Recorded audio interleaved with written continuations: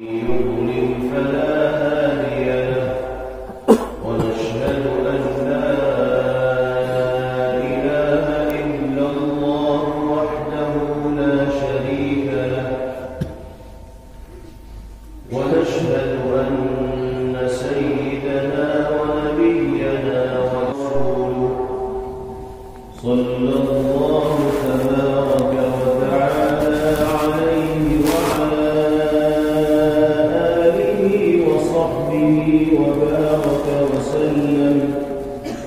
وبارك وسلم تسليما كثيرا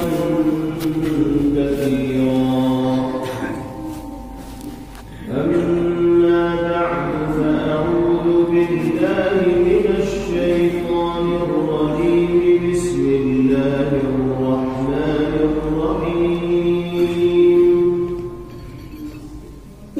تبارك الذي جعل في السماء بروجا وجعل فيها سراجا وقمرا منيرا وهو الذي جعل الليل والنهار خلفة لمن أراد أن يذكر أو أراد شكورا صدق الله مولانا العلي العظيم. یہاں تشریف فرما قابل احترام حضرات علماء کرام اور میرے بہت ہی محترم بزرگوں، بھائیوں، نوجوان ساتھیوں، اللہ رب العزت والجلال کا فضل و کرم، اس کا انعام و احسان ہے کہ اس نے ہم سب کو اپنے اس مقدس اور پاکیزہ گھر میں دین کی نسبت پر جمع ہونے اور قرآن حدیث کی روشنی میں کچھ مفید اور قیمتی باتیں سننے کی توفیق میسر فرمائے. باری تعالی ہم سب کے اس اجتماع کو اور مل بیٹھنے کو اپنی بارگاہ میں شرف قبول عطا فرمائے اور جو باتیں اللہ کی توفیق سے ہمارے سامنے آئیں، باری تعالی ہم سب کو ان باتوں پر عمل کی سعادت سے بہرور فرمائے. میرے بھائیوں اور بزرگوں، اللہ تعالی نے اس دنیا میں بسنے والے انسانوں کو ان گنت اور بے شمار نعمتوں سے سرفراز فرمایا. پیدائش سے لے کر موت تک اللہ پاک کے فیضان کرم کا اور نعمتوں کا ایک ایسا سلسلہ ہے جو ختم ہونے کا نام نہیں لیتا. ہماری زندگی کا ہر ہر لمحہ اللہ کے فضل و کرم، عنایت و توجہ کے نتیجے میں گزرتا ہے. اگر باری تعالی ایک لمحے کے لیے بھی اپنی نصرت و کرم کا ہاتھ کھینچ لے تو وہی وقت ہماری زندگی کے چراغ کے گل ہونے کا ہو جائے. اندر کی سانس اندر رہ جائے گی، باہر کی سانس باہر رہ جائے گی اور انسان کی چلتی گاڑی تھم جائے گی اور رک جائے گی. ایک ایک نعمت اللہ رب العزت والجلال نے ایسی مرحمت فرمائی ہے کہ ساری دنیا اور دنیا میں موجود خزانے مل کر اس ایک نعمت کا بدل نہیں بن سکتے، اس کی قیمت نہیں بن سکتے، اس کا عوض نہیں بن سکتے. انسان اپنے جسم ہی پر غور کرے. جو اعضاء اللہ پاک نے انسانی جسم کو عطا فرمائے، جو جوڑ اللہ نے انسانی جسم کے اندر رکھے، وہ کتنے بے مثال اور کتنے قیمتی ہیں. چونکہ پیدائشی طور پر یہ جسم ہمارے پاس ہوتا ہے، ہم من چاہے طریقے سے زبان استعمال کرتے ہیں، من مرضی کے مطابق آنکھوں کا استعمال کرتے ہیں، ہاتھوں اور پیروں کا استعمال کرتے ہیں۔ سچائی یہ ہے کہ ہمیں جسم کے ان اعضاء کی قدر و قیمت کا وہ احساس نہیں ہوتا جو احساس ہونا چاہیے، لیکن خدا نخواستہ جب کوئی اللہ کا بندہ کسی نعمت سے محروم ہوتا ہے تب اس کو احساس ہوتا ہے کہ اللہ نے فلاں نعمت کی شکل میں کتنی عظیم الشان دولت مجھے عطا فرما رکھی۔ یہ آنکھیں اگر دیکھنا بند کر دیں تب انسان کو احساس ہوگا کہ بینائی کتنی بڑی نعمت ہے۔ اس زبان پر اگر تالا لگ جائے تب انسان کو احساس ہوگا کہ زبان کا چلنا اللہ پاک کی جانب سے کتنی عظیم الشان عطا کردہ نعمت ہے۔ ان ہاتھوں اور پیروں کا حرکت کرنا اگر رک جائے تب انسان کو احساس ہوگا کہ انگلیوں کا کسی چیز کو پکڑنا اور قدم کا کسی جانب اٹھنا یہ اللہ پاک کی کتنی بڑی نعمت ہے۔ انسان کبھی ٹھنڈے دل سے سوچے 24 گھنٹے میں کم سے کم 2-4 منٹ تو اس کام کے لیے نکالے کہ ساری کائنات میں، ساری دنیا میں اور خود اس انسان کے وجود میں اللہ نے جو نعمتیں نازل فرمائی ہیں ان کا صرف تصور کر لے، سوچ لے، چند منٹ کے لیے خیال کر لے۔ اس تصور کے نتیجے میں بھی اللہ اس کو اپنی یاد کی توفیق عطا فرمائے۔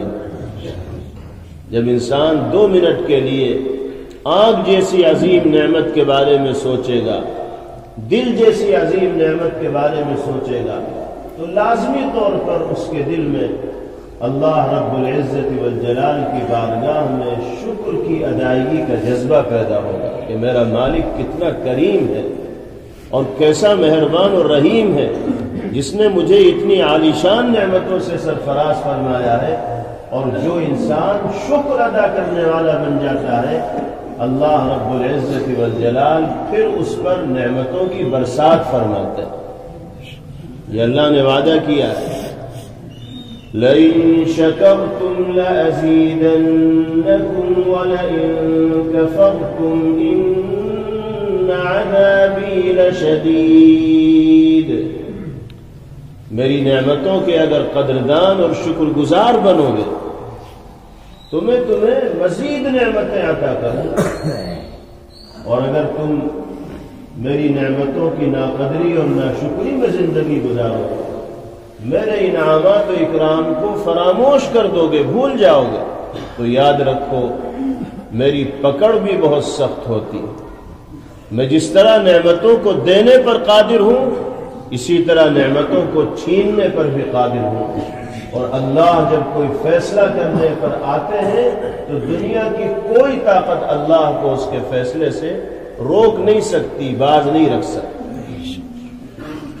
یہ تو اللہ کی شان کریمی ہے، شان رحیمی ہے کہ ہم صبح سے شام تک اس کے احکامات کو پامال کرتے ہیں، اس کی یاد سے غافل ہو کر زندگی گزارتے ہیں، فرائض و واجبات کو بھی ادا نہیں کرتے، اور پوری گھٹائی کے ساتھ اللہ کی ناراضگی کو مول لینے والے کام کرتے ہیں، پھر بھی اللہ نہ ہمارا دانہ بند کرتا ہے، نہ پانی بند کرتا ہے، نہ روٹی بند کرتا ہے، نہ پانی بند کرتا ہے، رہنے کو بہترین مکان بھی دیتا ہے، کاروبار بھی بڑھتا رہتا ہے، آمدنی بھی ہوتی رہتی ہے، اور ضروریات بھی پوری ہوتی رہتی ہیں، ورنہ اللہ چاہے تو نقد بدعمالیوں کی سزا میں ہمیں مبتلا کر دے، لیکن اللہ کی جو رحمت ہے وہ ان کے غضب کے اوپر غالب رہتی ہے، حاوی رہتی ہے، اور اپنے بندوں کی ان بدعمالیوں کو باری تعالی نظر انداز فرماتے رہتے ہیں، اس امید پر کہ آگے چل کر کبھی تو اس کو اپنے گناہوں پر شرمندگی اور ندامت کا احساس ہوگا، اور یہ میرے در پر مغفرت اور معافی کی بھیک مانگنے کے لیے آئے گا، تو میں اس کے سارے پاپوں کو معاف کر دوں گا، گناہوں کو دھل دوں گا۔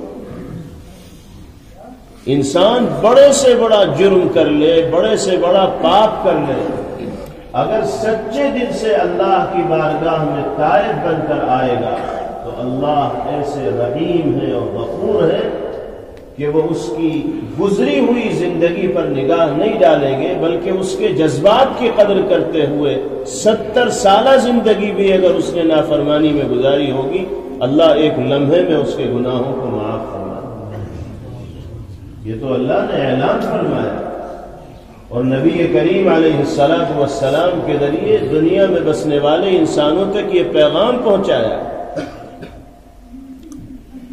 آیت قرآنیہ ہے، قل یا عبادی الذین اسرفوا علی انفسهم لا تقنطوا من رحمت اللہ، آپ کہہ دیجئے، اعلان کر دیجئے کہ اے میرے وہ بندے جنہوں نے گناہوں پر گناہ کر کے، بدعمالیوں پر بدعمالیاں کر کے اپنی جانوں پر ظلم کر رکھا،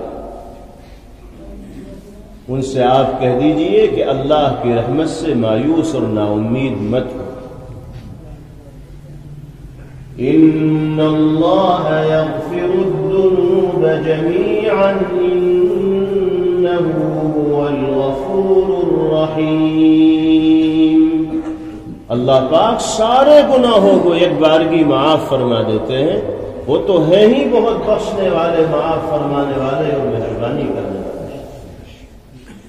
یہ آیت تسلی ہے، ڈھارس ہے اللہ کے ان بندوں کے لیے جن کی زندگی گناہوں میں اور معاصی میں غرق ہو کر اور ڈوب کر گزرتی، وہ سچے دل سے اگر گناہوں کے سلسلے میں شرمندگی اور ندامت کا اظہار کرتے ہوئے اللہ سے معافی مانگیں گے تو اللہ ان کی فریاد کو رد نہیں فرمائیں گے، بلکہ ان کے لیے عفو درگزر کا اور مغفرت کا فیصلہ فرمائیں گے۔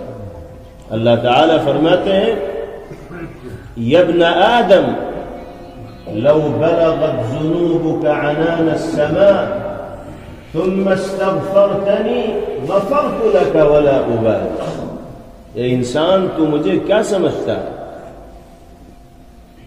اللہ فرما رہا ہے میری شان غفاری کا اور بندوں کو درگزر اور معاف کرنے کے جذبے کا یہ عالم ہے کہ اگر تو نے اتنے گناہ کیے ہوں کہ اگر ان کا چٹا لگایا جائے تو زمین سے آسمان تک تیرے گناہوں کا چٹا لگ جائے، اتنے گناہ لے کر بھی اگر تو میرے پاس آئے گا اور سچے دل سے معافی کا طلبگار بنے گا تو میں تجھے فوراً معاف کر دوں گا اور مجھے کسی کی کوئی پرواہ نہیں۔ کوئی مجھ سے پوچھنے والا تھوڑا ہی ہے کہ الہ العالمین آپ نے اتنے بڑے مجرم کو کیوں معاف کر دیا؟ لا يسأل عما يفعل وهم يسألون، اللہ کے کردار پر کوئی انگلی رکھنے والا نہیں، کوئی پوچھنے والا نہیں اللہ سے اس کے فیصلے پر کہ مالک تو نے یہ فیصلہ کیا تو کیوں کیا۔ ہاں اللہ کے بندے اگر کوئی کام کریں گے تو ان سے باس پرس ہوگی، سوال و جواب ہوگا، پوچھ تاچھ ہوگا۔ تو یہ شان ہے میرے مالک کی۔ ہماری ذمہ داری اور فریضہ کیا ہے؟ جس مالک نے ہمیں اتنی نعمتوں سے سرفراز فرمایا، ہم اپنی زندگی کو اس کی مرضی کے تابع بنائیں،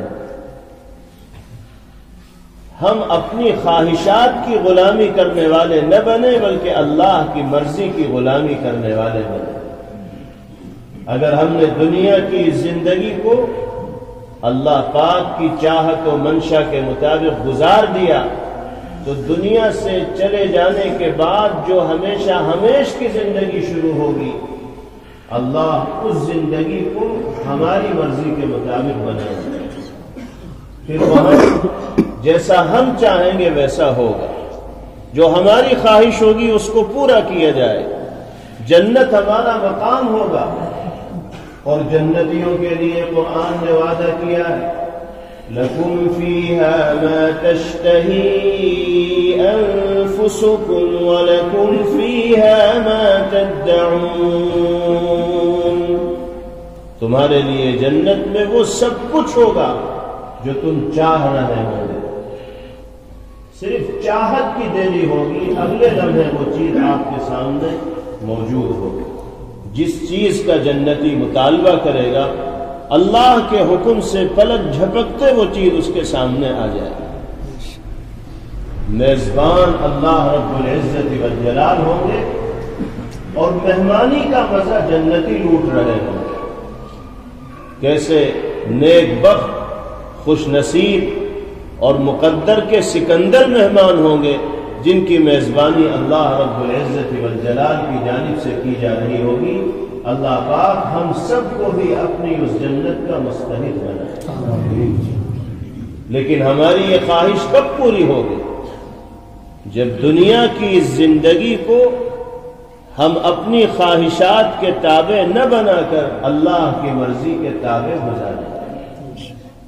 اللہ کی غلامی کرتے ہوئے جب ہم دنیا میں زندگی بتائیں گے تو اللہ رب العزت والجلال دونوں جہاں کی سعادتیں، سرخروئی، عزت و شرف اور کامیابی اور کامرانی کو ہمارا مقدر فرمائے۔ کن کن نعمتوں کو شمار کرایا جائے اور گنا جائے۔ دنیا میں جو موسم آتے ہیں اور موسموں کے اعتبار سے جو تبدیلی دنیا کے اندر ہوتی ہے، یہ بھی اللہ کی نعمتوں میں سے بڑی نعمت ہے۔ کبھی سردی کا موسم ہوتا ہے، کبھی برسات ہوتی ہے، کبھی گرمی ہوتی ہے۔ اگر 12 مہینے ایک ہی جیسا موسم رہے تو آدمی اوب جائے، اگتا جائے، بور ہو جائے، اور کتنے کام اس کے پورے نہیں ہوں گے اگر یکساں موسم سال بھر رہے۔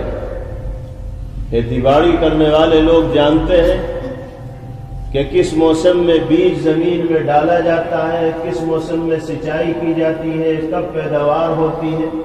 موسموں کے اعتبار سے کھیتیاں تیار ہوتی ہیں، باغ تیار ہوتے ہیں۔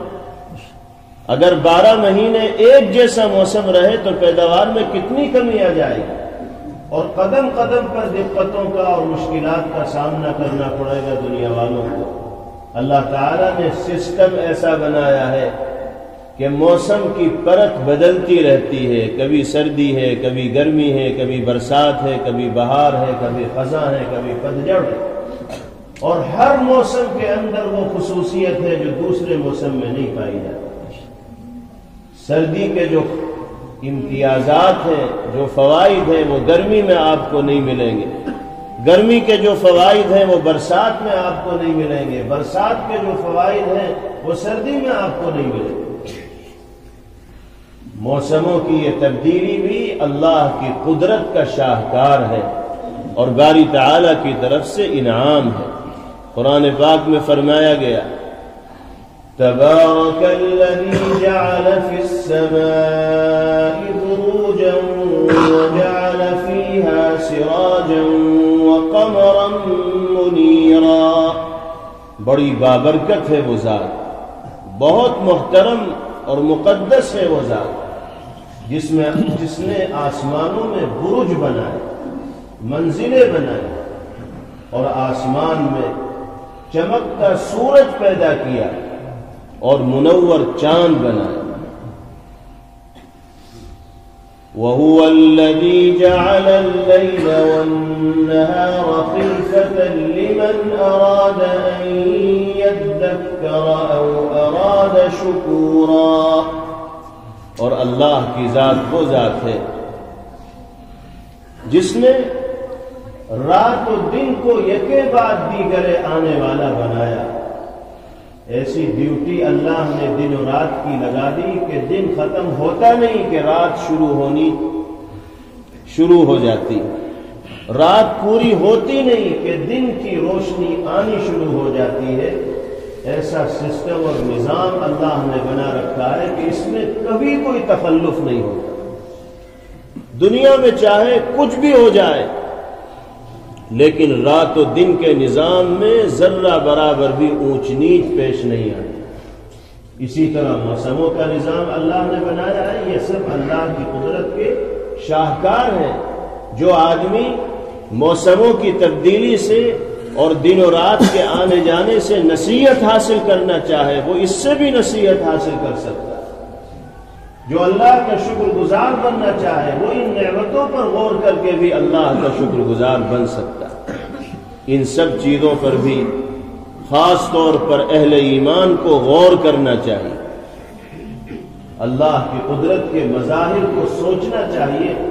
جب اس پر غور کرتے ہیں تو ایمان میں اضافہ ہوتا ہے اور اللہ کی ذات پر مزید اعتماد اور بھروسہ پیدا ہوتا ہے، اور اس کی وجہ سے عقیدے کے اعتبار سے پختگی اور مضبوطی انسان کو حاصل ہوتی ہے۔ آج کل سردی کا موسم شروع ہو چکا ہے۔ ہمیں یہ معلوم ہونا چاہیے کہ دینی اور اسلامی نقطہ نظر سے اس موسم میں ہمارے لیے کیا کیا فوائد ہیں۔ ہم تو سردی کے موسم کے بارے میں بس اتنا جانتے ہیں کہ اس میں ٹھنڈک پڑتی ہے، اس سے بچاؤ کے لیے موٹے موٹے کپڑے پہننے پڑتے ہیں، آگ جلا کر ہاتھ تاپنے پڑتے ہیں، گھروں میں ایسے انتظامات کرنے پڑتے ہیں کہ سردی نہ آئے اور آرام کے ساتھ رات گزر جائے، موٹے موٹے لحاف اوڑھنے پڑتے ہیں، کمبل استعمال کرنے پڑتے ہیں۔ سردی کا تصور آتے ہی یہ ساری کی ساری چیزیں ہمارے ذہن میں آنے لگتی ہیں، لیکن ہمیں اس پر بھی غور کرنا چاہیے کہ دینی اعتبار سے اس موسم میں ہمارے لیے کیا فوائد ہیں۔ یہ تو وہ چیزیں ہیں جن کا احساس سردی آنے پر دنیا میں بسنے والا ہر انسان کرتا ہے، مسلمان بھی کرتا ہے، غیر مسلم بھی کرتا ہے، سکھ بھی کرتا ہے، عیسائی بھی کرتا ہے۔ سردی سب کو برابر لگتی اور سب اس سے بچاؤ کا انتظام کرتے ہیں۔ اگر ہم بھی صرف سردی کے حوالے سے اتنا ہی سوچیں گے، اس سے آگے کچھ نہیں سوچیں گے، تو ایمان والوں میں اور غیر ایمان والوں میں فرق کیا رہ جائے گا؟ ہمیں تو اس بات پر غور کرنا ہے کہ ہمارے مذہب میں، اسلامی شریعت میں اور پیغمبر علیہ الصلاۃ والسلام کے مبارک فرامین و ارشادات میں سردی کے حوالے سے کیا پیغام دیا گیا۔ چنانچہ توجہ سے سنیے، نبی کریم علیہ الصلاۃ والسلام نے ارشاد فرمایا، الشتاء ربیع المؤمن، سردی کا موسم، موسم سرما مسلمانوں کے لیے بہار کا موسم ہے۔ بہار کا موسم وہ موسم کہلاتا ہے جس میں ہر طرف سے سبزہ ہی سبزہ دکھائی دیتا ہے، ٹھنڈی ٹھنڈی اور بھیری بھیری ہوائیں چلتی ہیں، فضا اتنی خوشگوار ہوتی ہے کہ صبح سے شام تک کھیتوں میں کام کرنے والا، محنت و مزدوری کرنے والا انسان بھی تھوڑی دیر کے لیے درخت کی چھاؤں میں بیٹھتا ہے، ٹھنڈا پانی پیتا ہے اور ہوا کے جھونکوں کا سامنا کرتا ہے تو اس کی ساری تھکان کر دیتا ہے، طبیعت کھل جاتی ہے، غیر معمولی فرحت اور انتظام سرور اس موسم میں انسان کو حاصل ہوتا ہے۔ یہ موسم بہار کے بعد پیغمبر علیہ الصلوۃ والسلام فرماتے ہیں کہ مسلمان کے لیے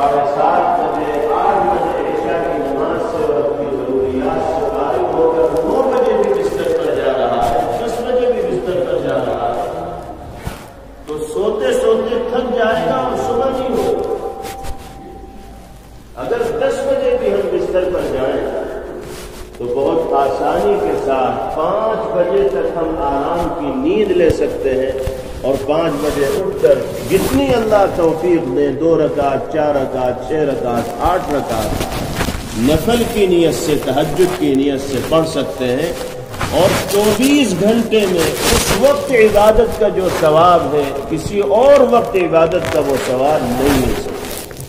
حدیث پاک میں فرمایا گیا اقرب ما يكون العبد من الرب تبارک وتعالى في جوف الليل الآخر، انسان پروردگار عالم کے سب سے زیادہ قریب رات کے آخری پہر میں عبادت کے وقت پہنچتا ہے۔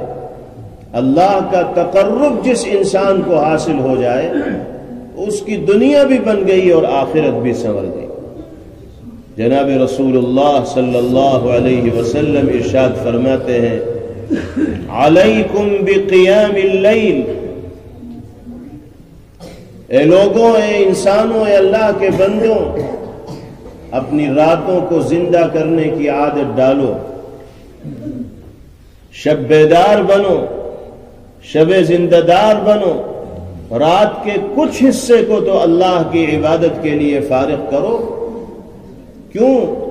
اس لیے کہ فَإِنَّهُ دَأْبُ الصَّالِحِينَ قَبْلَكُمْ، تم سے پہلے جتنے بھی نیک لوگ دنیا کے اندر آئے سب کا یہی طریقہ اور یہی معمول رہا۔ قرآن پاک میں بھی اللہ تعالی نے نیک بندوں کا تذکرہ کرتے ہوئے، ان کی تعریف کرتے ہوئے، ان کی عظمت شان کو بیان کرتے ہوئے ارشاد فرمایا ہے والذین یبیتون لربہم سجدا وقیاما، میرے مخصوص اور مقرب بندے وہ ہیں جن کی راتیں سجدہ کرتے ہوئے اور میری بارگاہ میں ہاتھ باندھ کر کھڑے ہوتے ہوئے گزرتی۔ پوری رات عبادت کے لیے نہیں کہا جا رہا، پوری رات سجدہ کرنے کے لیے نہیں کہا جا رہا ہے، رات کے تھوڑے سے حصے میں اللہ پاک اپنی یاد میں غرق کرنے کی، اپنی یاد میں اپنے آپ کو غرق کرنے کی اور ڈبو دینے کی تلقین فرما رہے ہیں۔ دوسری جگہ ارشاد فرمایا گیا تتجافى جنوبهم عن المضاجع يدعون ربهم خوفا وطمعا ومما رزقناهم ينفقون۔ اللہ کے نیک بندے کیسے ہوتے ہیں؟ رات میں ان کے پہلو آرام گاہوں سے علیحدہ ہوتے ہیں، بستروں کو چھوڑ دیتے ہیں وہ رات کے آخری پہر میں، اور اپنے پروردگار کو پکارتے ہیں، اللہ سے فریاد کرتے ہیں، اس کے حضور روتے ہیں، گڑ گڑاتے ہیں، آہوزاری کرتے ہیں، نمازیں پڑھتے ہیں، تلاوت کرتے ہیں، ذکر کرتے ہیں، باری تعالی کی نعمتوں کی امید رکھتے ہوئے اور اس کے عذاب اور گرفت سے ڈرتے ہوئے۔ یہ شان ہے اللہ کے نیک بندوں کی۔ سردی کی لمبی راتوں میں بھی اگر ہم نے آخری پہر میں اٹھنے کی عادت نہ بنائی تو چھوٹی چھوٹی راتوں میں اٹھنا تو ہمارے لیے اور زیادہ مشکل ہو جائے۔ نبی کریم علیہ السلام فرماتے ہیں کہ دنیا میں آنے والے تمام نیک لوگوں کا یہ معمول رہا ہے، تم بھی یہ معمول بناؤ۔ اور فرمایا وَقُرْبَةٌ إِلَىٰ رَبِّكُمْ، رات میں اٹھو گے تو اللہ کا قرب تمہیں حاصل ہو جائے، اور اللہ کا قرب جس کو مل گیا تو اس کو تو سب کچھ مل گیا۔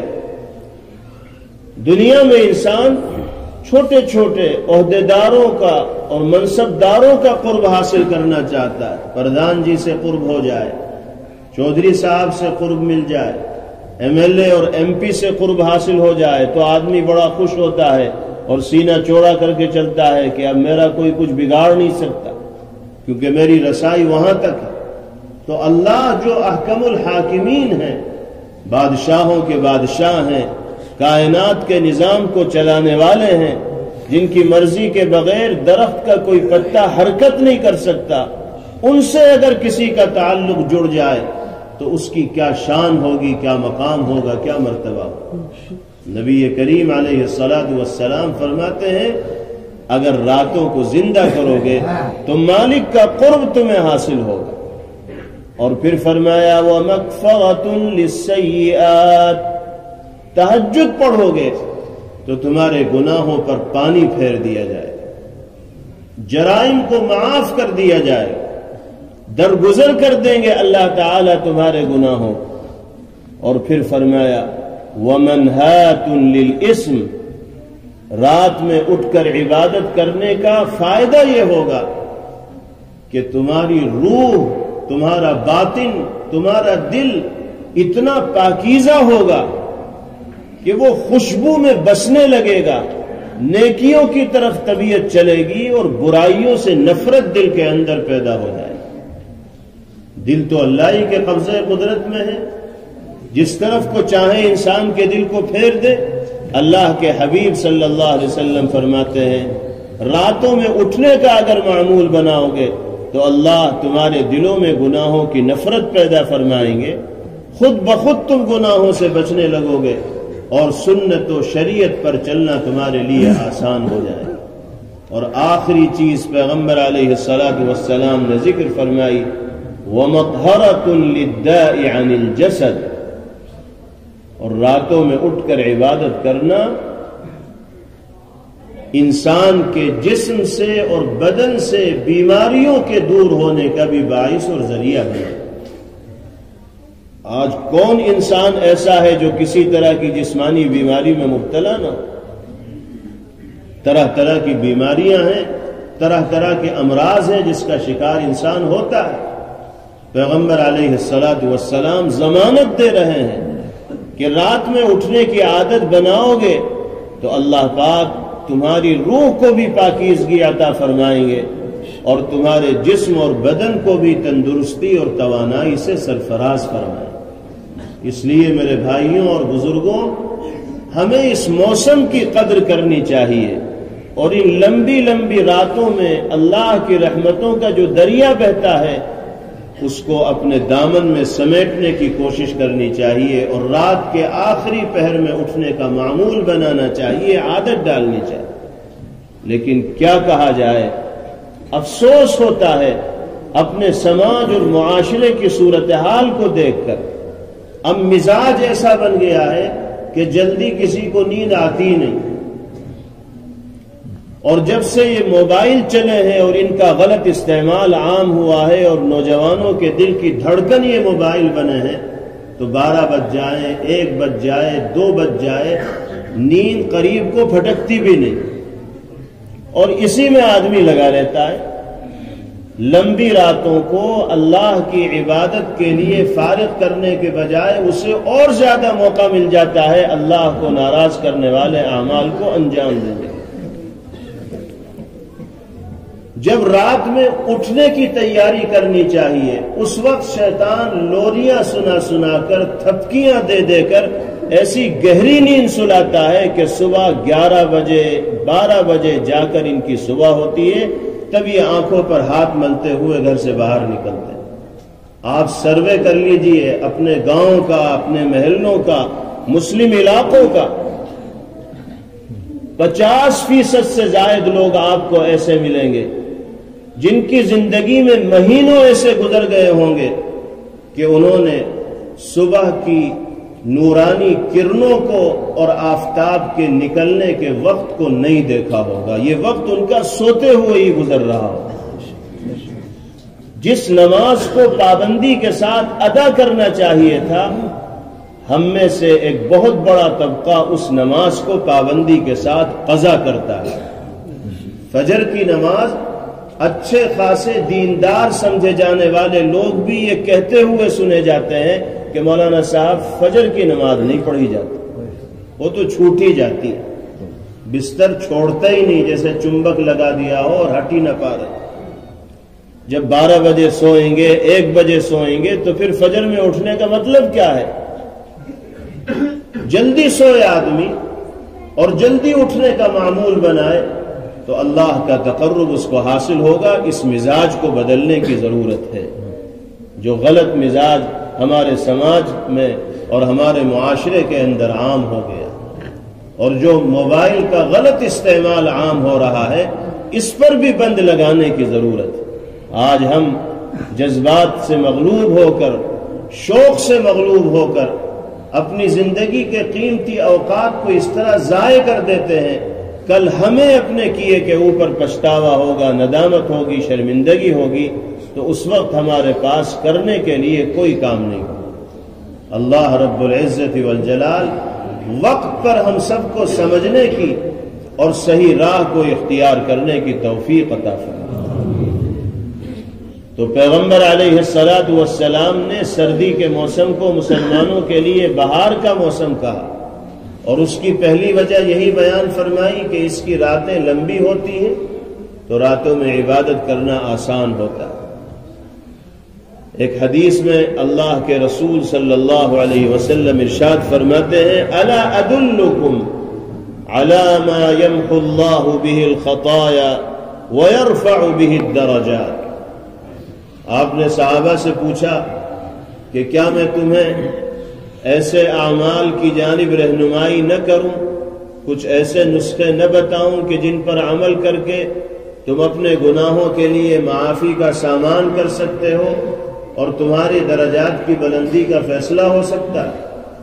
تو صحابہ نے فرمایا بلا یا رسول اللہ، کیوں نہیں اللہ کے رسول، ضرور بتائیے۔ صحابہ تو ایسے اعمال کے منتظر رہتے تھے۔ تو 3 اعمال پیغمبر علیہ الصلاۃ والسلام نے بتائے جو گناہوں کی بخشش کا بھی ذریعہ بنیں گے اور درجات کی بلندی کا بھی ذریعہ بنیں گے۔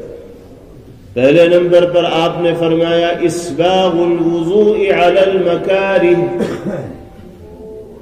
ناگواری کے باوجود، دل کے نہ چاہنے کے باوجود، مشقت و گرانی کے باوجود وضو کو مکمل کرنا۔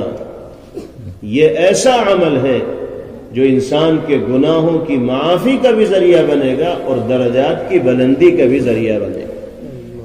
اس عمل کو کرنے کا موقع خاص طور پر سردی کے زمانے میں زیادہ ملتا ہے، اس لیے کہ ٹھنڈک جب زیادہ بڑھتی ہے تو لحاظ سے باہر نکلنے کو جی نہیں کرتا، اور وضو کا تصور کرتے ہی کپ کپی طاری ہو جاتی ہے کہ اچھا پانی کو استعمال کرنا پڑے گا۔ آدمی 10 مرتبہ سوچتا ہے وضو کرنے کے لیے، نماز کا وقت آ گیا پھر بھی یہ سوچ سوچ کر دیری ہو رہی ہے کہ وضو کرنا پڑے گا، پھر نماز پڑھنی پڑے گی۔ اللہ کے حبیب صلی اللہ علیہ وسلم فرماتے ہیں کہ اپنے نفس کی خواہش کے خلاف قربانی پیش کرتے ہوئے نماز کو ادا کرنے کے لیے مکمل وضو کر کے جو آدمی ہماری بارگاہ میں حاضر ہوگا، ہم اس کے گناہوں کو بھی معاف کریں گے اور اس کے درجات کو بھی بلند کریں گے۔ یہ اللہ کا وعدہ۔ اس لیے ٹھنڈک کی شدت کی وجہ سے وضو میں کسی طرح کی کوتاہی نہ ہونی چاہیے اور وقت پر فریضے کی ادائیگی کا اہتمام ہونا چاہیے۔ دوسری چیز نبی کریم علیہ الصلاۃ والسلام نے ذکر فرمائی، وَكَثْرَةُ الْخُطَىٰ إِلَى الْمَسَاجِدِ، وہ عمل جو انسان کے گناہوں کو مٹا دیتا ہے اور درجات کو بلند کر دیتا ہے، وہ کیا ہے؟ مسجدوں کی طرف کثرت سے قدم اٹھانا۔ مسجدوں کی جانب کثرت سے قدم اٹھانے کا مطلب یہ ہے کہ 5 وقتہ نمازیں باجماعت مسجدوں میں ادا کرنا۔ یہ مطلب نہیں ہے کہ دور دراز کی مسجدوں میں نماز ادا کرنے کے لیے جانا، بلکہ اس کا مطلب یہ ہے کہ ہر فریضے کی ادائیگی کے لیے باجماعت نماز میں شریک ہونے کا اہتمام کرنا۔ نبی کریم علیہ الصلاۃ والسلام نے فرمایا لا صلاۃ لجار المسجد الا فی المسجد، مسجد کے پڑوس میں رہنے والے لوگوں کی نماز مسجد ہی میں ہوگی بغیر عذر کے۔ اگر ہم مسجد کی نماز کو چھوڑیں گے تو اللہ کی بارگاہ میں ہمیں جواب دہ ہونا پڑے گا۔ وہ نماز جو باجماعت ادا کرنے کی وجہ سے 27 گنا ثواب زیادہ رکھنے والی ہوتی، ہم مسجد کی جماعت میں شامل نہ ہونے کی وجہ سے اس 27 گنا ثواب سے محروم ہو جائے۔ اور پھر جب مسجد میں نماز پڑھنے کے لیے انسان آتا ہے تو جماعت میں فرشتے بھی شریک ہوتے ہیں، جو ہمیں دکھائی نہیں دیتے، لیکن جب نمازیں ہوتی ہیں تو فرشتے بھی ان نمازوں کے اندر شریک ہوتے ہیں۔ اور جب امام سورہ فاتحہ پڑھ کر وَلَا الضَّالِّينَ کہتا ہے تو امام بھی ہلکے سے آمین کہتا ہے، سننے والے بھی آمین کہتے ہیں، فرشتے بھی آمین کہتے ہیں۔ حدیث پاک میں آتا ہے من وافق تامینہ تامین الملائکۃ غفر له ما تقدم من ذنبہ، جس کا آمین کہنا فرشتوں کے آمین کہنے کے ساتھ ہو گیا، اس کے سارے گناہ معاف کر دیے گئے۔ یہ انعام کہاں ملے گا؟ گھر کی نماز میں تھوڑا ہی ملے گا، فرشتے تو مسجد میں ہی ملیں گے۔ جماعت کے ساتھ جہاں نماز ہو رہی ہوگی، اللہ کے گھر میں نماز ہو رہی ہوگی، وہیں فرشتوں کا مجمع ہوگا۔ ہماری آمین فرشتوں کی آمین سے مسجد میں ملے گی، اور ہمارا آمین کہنا ان کے آمین کہنے کے ساتھ اگر ہوگا تو اللہ کے حبیب کا وعدہ ہے غفر له ما تقدم من ذنبہ، اب تک کی زندگی میں جتنے گناہ ہوئے ہیں باری تعالیٰ کی جانب سے ان کی بخشش کا اور مغفرت کا فیصلہ ہو جائے۔ اللہ کا کتنا بڑا انعام! ہم تو گناہوں میں ڈوبے ہوئے ہیں، ہمیں تو بہانا چاہیے گناہوں کی معافی کا، ہمیں تلاش کرنے چاہیے وہ مواقع جن کی قدر کر کے اور وصول کر کے ہم اپنے دامن سے گناہوں کے داغ اور دھبے دھلوا سکیں۔ بہترین موقع ہے جماعت میں شریک ہونا، پابندی کے ساتھ نمازوں کا اہتمام کرنا۔ لیکن افسوس کی بات ہے بہت بڑا طبقہ مسلمان مردوں کا بھی اور مسلمان عورتوں کا بھی نماز کی ادائیگی میں حد درجہ غفلت کا اور لاپرواہی کا مظاہرہ کرتا ہے۔ نمازوں کے وقت میں ہم مسجد کے ارد گرد منڈلاتے رہیں گے، گشت کرتے رہیں گے، گپ شپ کرتے رہیں گے، تبصرے بازیاں کرتے رہیں گے، ہمیں اتنی توفیق نہیں ہوگی کہ 4 قدم چل کر مسجد میں آ جائیں اور اللہ کی بارگاہ میں سجدہ ریز ہو جائیں۔ نماز ہوتی رہے گی اور ہم مسجد کے دروازے پر بیٹھ کر بیڑیاں سلگاتے رہیں گے، دوستوں سے بات چیت کرتے رہیں گے، لیکن اللہ کی بارگاہ میں حاضر ہو کر عبادت کرنے کی توفیق نہیں ہے۔ یہ تو بڑی محرومی کی چیز ہے۔ اللہ ہم سے ناراض ہے جو ہمیں اپنے گھر میں آنے کا موقع نہیں دے رہے۔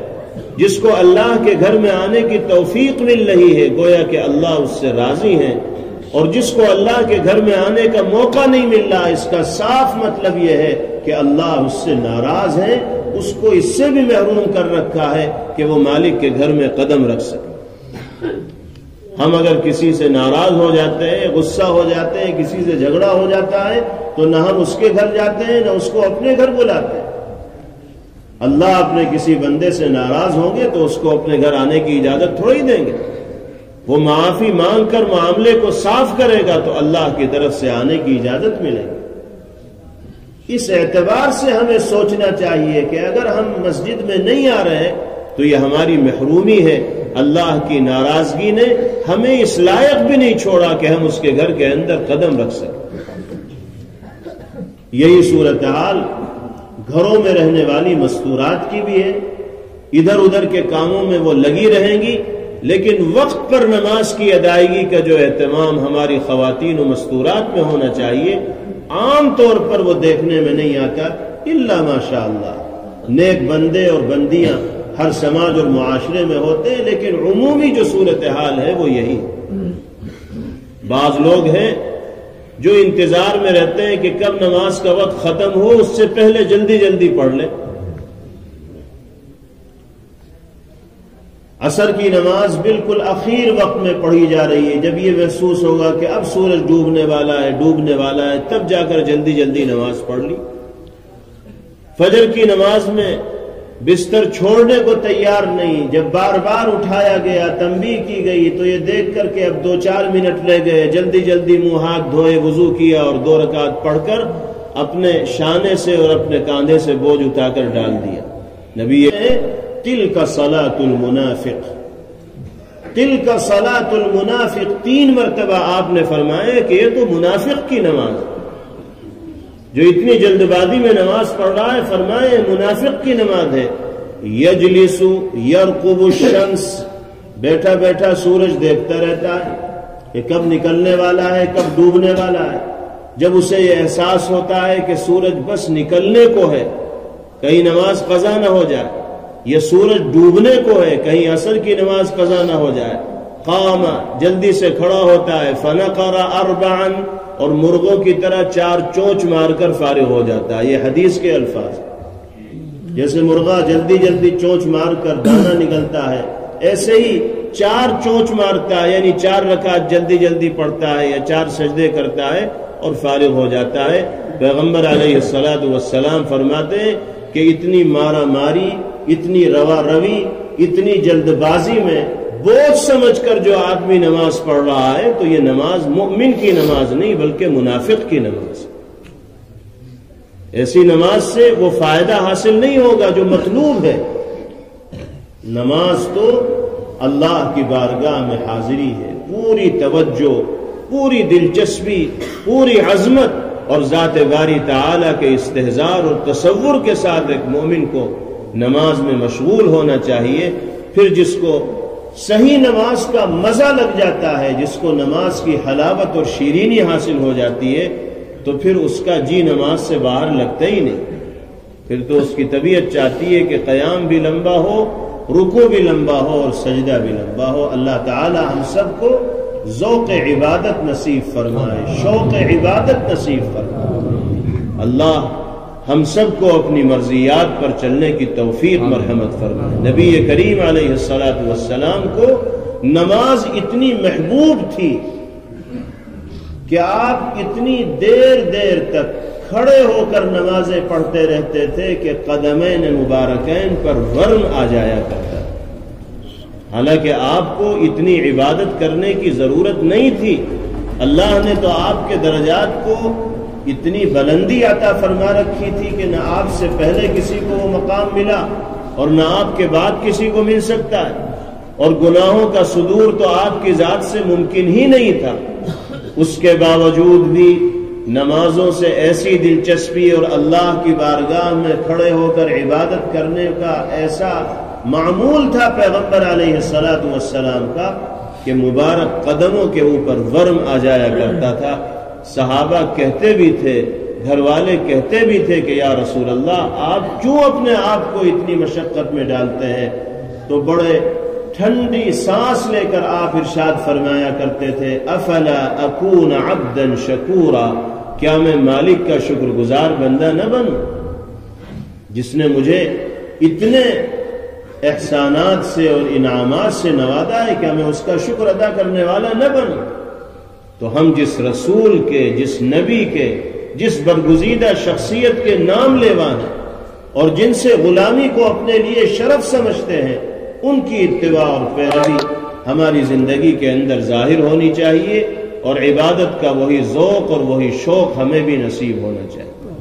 اللہ تعالی ہم سب کو نمازی بنائے، متقی اور پرہیزگار بنائے۔ تیسری چیز پیغمبر علیہ الصلوۃ والسلام نے بیان فرمائی، وانتظار الصلاة بعد الصلاة، وہ عمل جو انسان کے گناہوں کے لیے بخشش کا اور درجات کی بلندی کا ذریعہ بنتا ہے، ایک نماز کے بعد دوسری نماز کا انتظار کرنا۔ اس کا مطلب یہ نہیں ہے کہ فجر کی نماز پڑھ کر مسجد میں بیٹھے ہیں کہ بھئی ظہر پڑھ کے ہی جائیں گے۔ کیوں؟ کیونکہ حدیث میں آیا ہے ایک نماز کے بعد دوسری نماز کا انتظار۔ ظہر پڑھ کر مسجد میں بیٹھے ہیں کہ اب عصر پڑھ کے ہی جائیں گے۔ اگر آدمی ایسا کرنے لگے تو پھر تو دنیا کے سارے کام دھندے درے کے درے رہ جائیں گے۔ وہ اپنا اور اپنے بچوں کا پیٹ کیسے پالے گا، کاروبار کیسے کرے گا، محنت کیسے کرے گا؟ اس لیے اس کا مطلب یہ نہیں ہے، مطلب اس کا یہ ہے کہ فجر کی نماز پڑھنے کے بعد ہم بے فکر اور مطمئن نہ ہو جائیں کہ سارے دن کا فریضہ ہم نے ادا کر دیا، بلکہ اب منتظر رہیں کہ کب ظہر کی نماز کا وقت آئے گا اور اللہ کا منادی پکارے گا، ہمیں پھر موقع ملے گا اللہ کی بارگاہ میں حاضری۔ ظہر کی نماز کا وقت آئے تو ظہر پڑھیں، ظہر پڑھ کر فارغ ہوں تو بے فکر نہ ہو جائیں، بلکہ عصر کی فکر ہمارے ذہن و دماغ پر رہے کہ جب عصر کی نماز کا وقت آئے گا تو ہم اسی طرح اللہ کی بارگاہ میں حاضری کے لیے جائیں گے۔ جن انسانوں میں، جن خوش نصیب لوگوں میں یہ صفات پائی جا رہی ہوں گی، نبی کریم علیہ السلام فرماتے ہیں گناہوں کی معافی بھی ہوگی اور درجات کی بلندی بھی ان کو نصیب ہوگی۔ تو اللہ ہم سب کو نمازی بنائے، اور خاص طور پر سردیوں کے اس موسم میں رات کے آخری پہر میں عبادت کا معمول بنانے کی توفیق باری تعالی نصیب فرمائے۔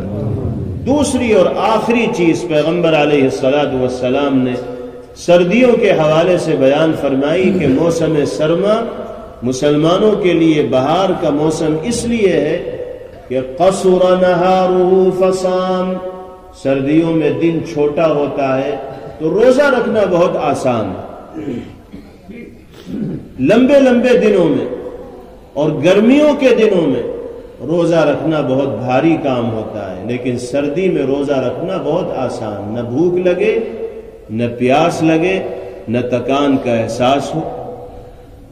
ادھر سحری کی، ادھر افطار کا وقت آ گیا، اور یہ ہمیں معلوم ہونا چاہیے کہ رمضان کے روزے تو فرض ہیں، لیکن سال بھر نفلی روزوں کا بھی اہتمام ہماری زندگی میں رہنا چاہیے۔ نبی کریم علیہ السلام کی عادت شریفہ یہ تھی کہ آپ ہر مہینے 3 تاریخ میں روزہ رکھتے تھے، 13، 14، 15، چاند کی تاریخوں کے اعتبار سے ان 3 تاریخوں میں آپ روزہ رکھتے تھے۔ اس کو ایام بیض کہا جاتا ہے، بیض کے معنی روشن ہونے کے، چونکہ ان دنوں کی راتیں روشن ہوتی ہیں۔ چاند 13، 14، 15 ان 3 تاریخوں میں چاند پوری روشنی آسمان پر بکھیر رہا ہوتا ہے، اس لیے ان دنوں کو اور راتوں کو ایام بیض کہا جاتا ہے۔ ان کے روزے پیغمبر علیہ السلام رکھتے تھے۔ پھر پیر اور جمعرات کا روزہ بھی آپ رکھا کرتے تھے، اور نبی کریم علیہ السلام کا تو پوچھنا ہی کیا، آپ تو صوم وصال بھی رکھتے تھے۔ صوم وصال کا مطلب دن میں بھی روزہ، رات میں بھی روزہ، اگلے دن بھی روزہ، اگلی رات میں بھی روزہ، مسلسل روزہ چل رہا ہے۔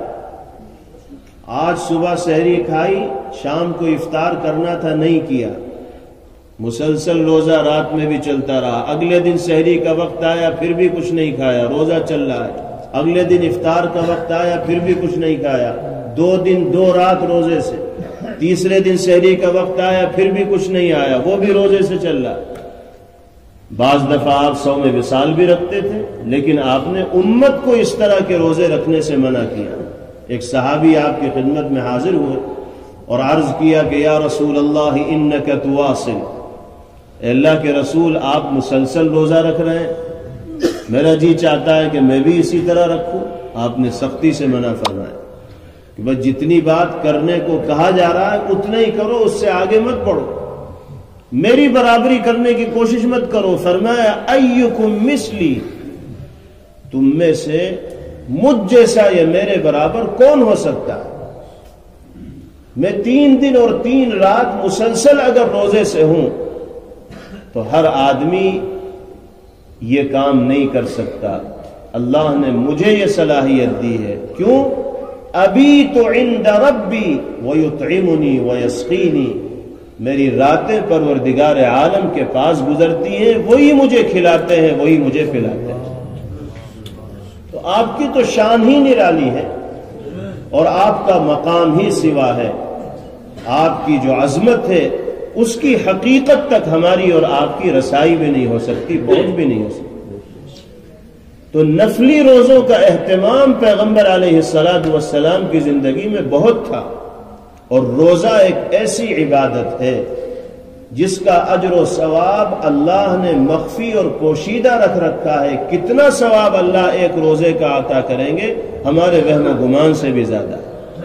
حدیث پاک میں ارشاد فرمایا گیا کہ انسان جو بھی نیکی کرتا ہے وہ اپنے لیے کرتا ہے، الا الصوم، اللہ فرماتے ہیں سوائے روزے کے کہ ایک مومن روزہ میرے لیے رکھتا ہے، اپنے لیے نہیں بلکہ میرے لیے رکھتا ہے، کیونکہ اگر وہ چاہے تو چھپ کر کھا بھی سکتا ہے، پی بھی سکتا ہے، لیکن صرف میری رضا کے لیے